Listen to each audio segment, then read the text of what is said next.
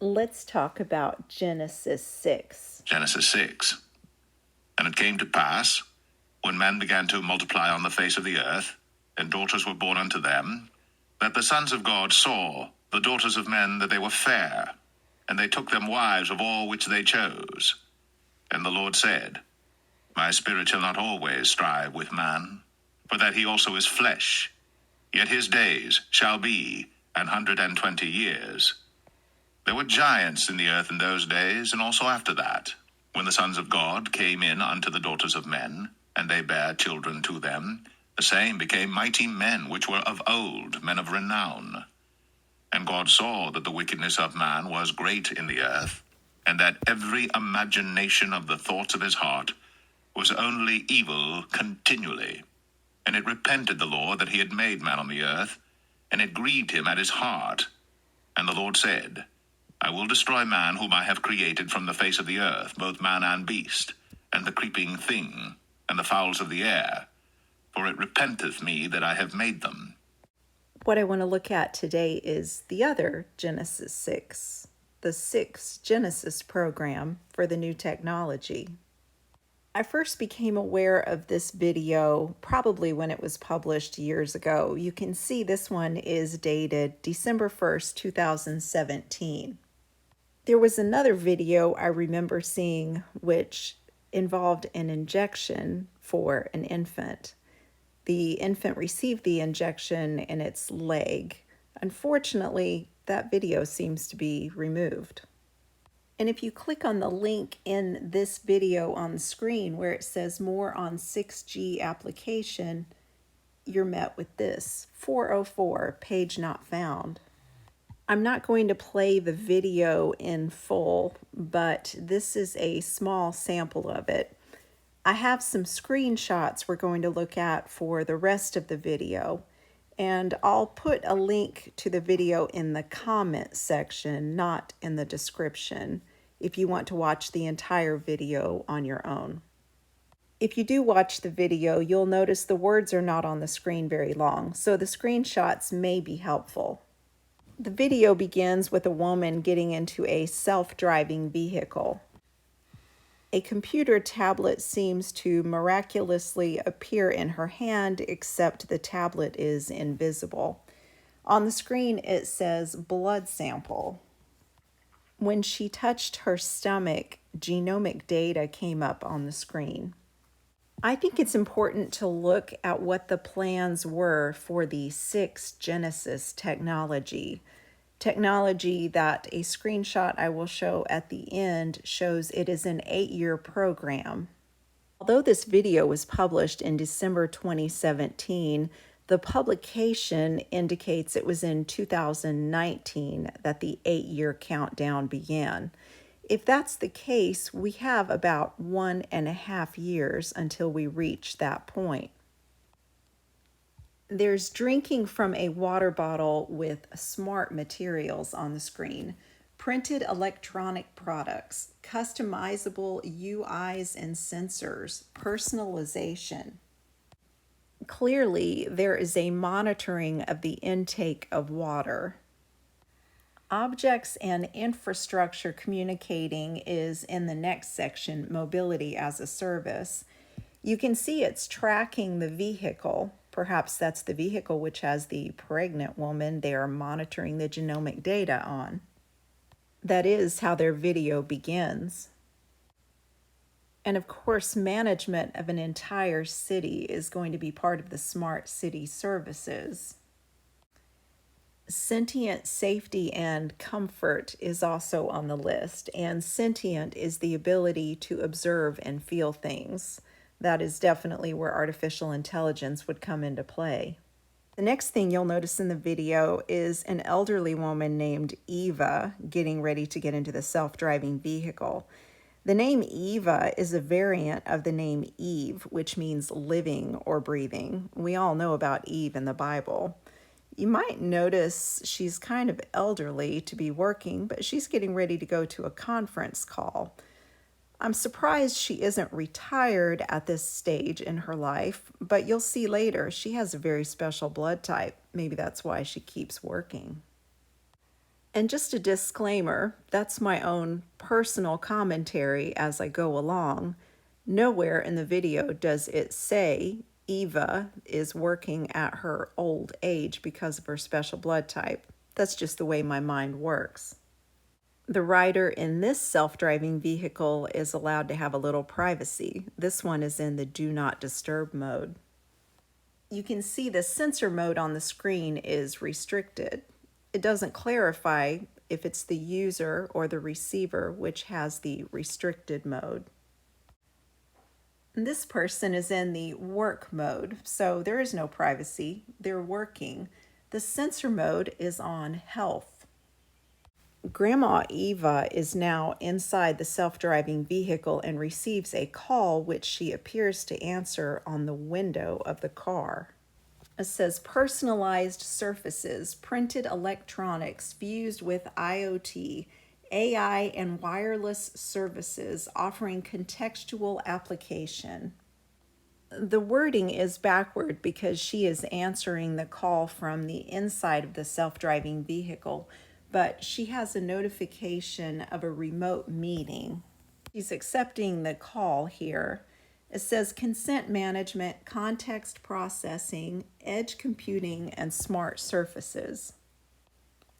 There's now a person in the elevator. It says context-aware buildings, communication between elements and activity, human UI, assuming that's user interface, through AI interfaces, active building elements.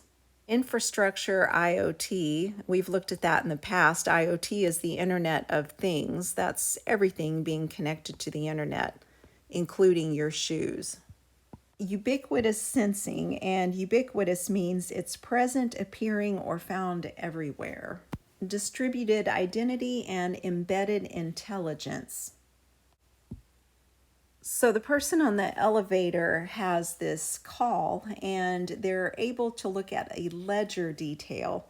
It shows there's an autonomous harvester. It says it's something Ponce Scorpion King. And if you look on the left, you see there is a blockchain connection. For those who are not aware, the blockchain is a system in which a record of transactions, especially those made in cryptocurrency, is maintained across computers that are linked in a peer-to-peer network. That autonomous harvester on the screen says it is a robot that harvests like an experienced picker.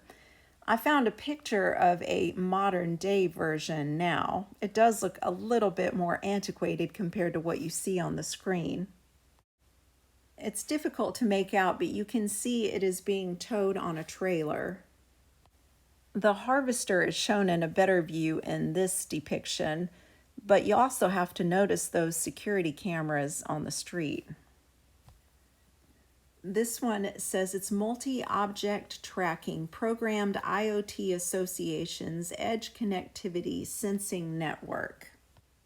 The description at the top of the screen says consent management, swarm analytics, cybersecurity, and the blockchain. A Google search shows Swarm Analytics is a company that uses artificial intelligence to transform cameras into smart sensors, allowing them to extract real-time information from video streams directly at the source. The video doesn't give us a lot of context here, but it tells us that this person is the one who is sending. It says verifying sender's identity. I assume she is sending money on the blockchain for the autonomous harvester. And with the whole movement of women first, I suppose in the future it would make sense she would be the operator, albeit remotely, of a Scorpion King. And now we're looking at an autonomous port. Wireless Internet of Things, system interoperability, data pattern analysis, stream analytics, logistics of people and goods. It's interesting people would be lumped in with goods. Swarm-based operations and collaborative mobility. I wanted to look into that logistics of people and goods a little bit more. I asked Google, and the AI answer said logistics in both the broad and specific sense refers to the process of moving and storing resources. And then it lists what resources are, whether they be people, materials, or goods from one location to another. Now we're back to Grandma Eva. She has accomplished 95% of her daily goals. She has walked 8,423 out of her 10,000 steps. And under her vital censoring, it says she has type O negative blood. And of course, her heart rate is 66. Granny has a very special type of blood. O negative blood is considered the universal donor blood type because it can be safely transfused into individuals with any other blood type. A Google search says O negative blood is highly desirable due to its versatility. It's high in demand, particularly in emergency situations where there's no time to determine a patient's blood type. But surely a grandmother's blood type would have nothing to do with working in a smart city of the future. Fair work is one of the Sustainable Development Goals, specifically goal number 8, but I'm sure there's a retirement plan in place somewhere for our grandmother. In noticing the weather, we see that this man is wearing a really heavy sweater. The grandmother, Eva, is very heavily dressed. There's snow on the ground. The woman in the self-driving vehicle who is in the do not disturb mode has a scarf on. You see inside the room where the grandmother is part of her conference call, it's 19 degrees Celsius. That is 66 degrees Fahrenheit. A Google search says the target indoor temperature of 68 to 72 is generally recommended for comfort and energy efficiency.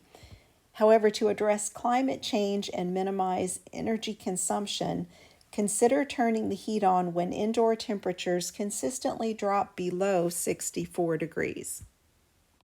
If you do watch the video in full, you'll notice this part that says 5G turns into 6G at the very end.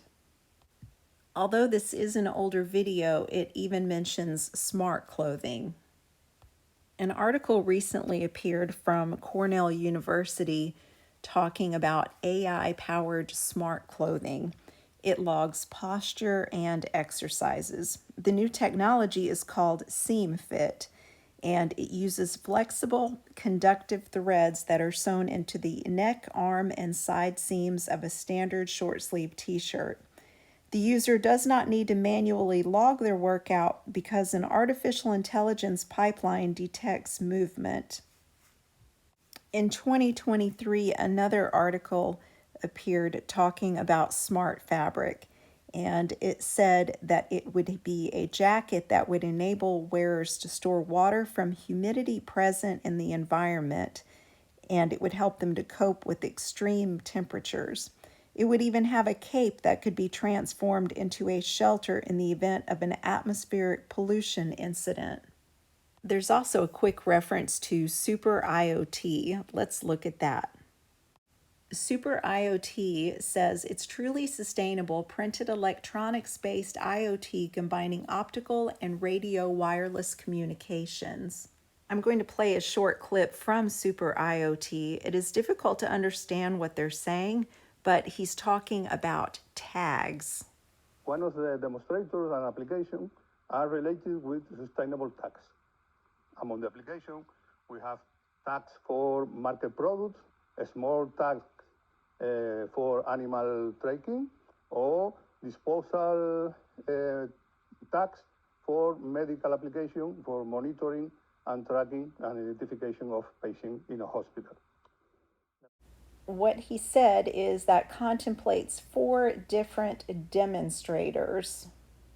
One of the demonstrators and applications is related to sustainable tags. Among the applications, we have tags for market products, a small tag for animal tracking, or disposable tags for medical application. for monitoring and tracking and identification of patients in a hospital. The 6 Genesis flagship program is dated January 17th of 2019, and their write-up says it is an 8-year research initiative. That initiative is set to ultimately develop, implement, and test key enabling technologies for 6G. I didn't find a lot of information about the 6 Genesis network I remember seeing videos about, nor did I find the video about the infant receiving inoculation. If anyone sees that video, please put it in the comments below. I don't know if I'm overlooking it or if it's been removed, but I can't seem to find that video anywhere. And there's no definitive information as to why that might be relevant to 6G technology.